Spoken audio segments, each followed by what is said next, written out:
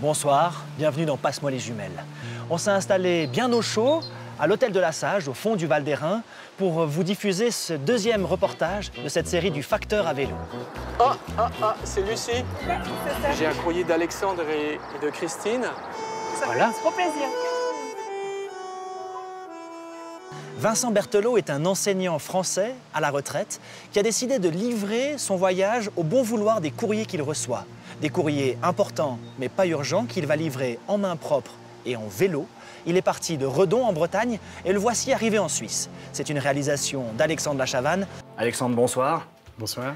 C'est vous qui avez réalisé le reportage de ce soir, mais aussi celui de la semaine passée, avec ce curieux facteur à vélo. Je pense qu'une des premières questions que tout le monde se pose, c'est comment on peut amener une caméra, comment on peut filmer des instants aussi fragiles que de recevoir un courrier de son père, de sa mère, d'un inconnu. Il a simplement fallu prendre le temps qu'on peut prendre dans cette émission, d'aller à la rencontre de Vincent. Donc d'abord, je l'ai simplement appelé, je suis allé le voir à Redon. Et on s'est un peu apprivoisé parce que pour lui, ce n'était pas tout de suite évident qu'on parte dans cette aventure. Il avait bien conscience d'avoir emmené un projet assez fragile.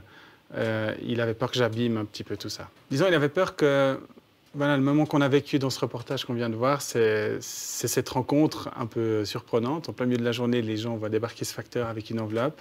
On débarque dans leur quotidien. Et ensuite, c'est des choses qui sont assez émouvantes, en tout cas très intimes dans ces lettres. Et d'être témoin de ces moments-là avec une caméra, il avait peur que ça les abîme. Le fait qu'on ne voit pas les lettres, qu'on ne sache rien du contenu de ces lettres, ça permet au spectateur d'y voir son propre père, sa propre sœur ou On a des bribes aussi, de la comme ça, de place. temps en temps, quelqu'un commence à lire et puis s'efface derrière l'émotion. Ouais. Le vélo, si on y vient un instant, c'est le saveur il amène au voyage. Quand on est sur un vélo, on est fragile.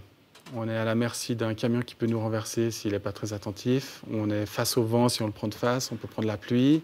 Ça nous rend plus disponibles aux gens. Quand on arrive chez les gens et qu'on a fait cet effort-là, les gens ils le sentent et ça permet la rencontre beaucoup plus facilement. Un mot sur l'inutile.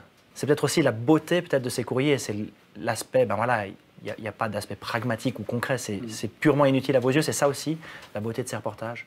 En tout cas, c'est ce qui m'a touché immédiatement quand j'ai fait connaissance de son projet. C'est de proposer dans ce monde où tout est calculé, où on vérifie chacun de nos gestes à la seconde près. Et puis là, on a une démarche qui est impossible à calculer. Et elle est profondément humaine, elle est profondément poétique. Et c'est pour ça qu'elle échappe à toute cette logique. Donc c'est ça qui me plaît.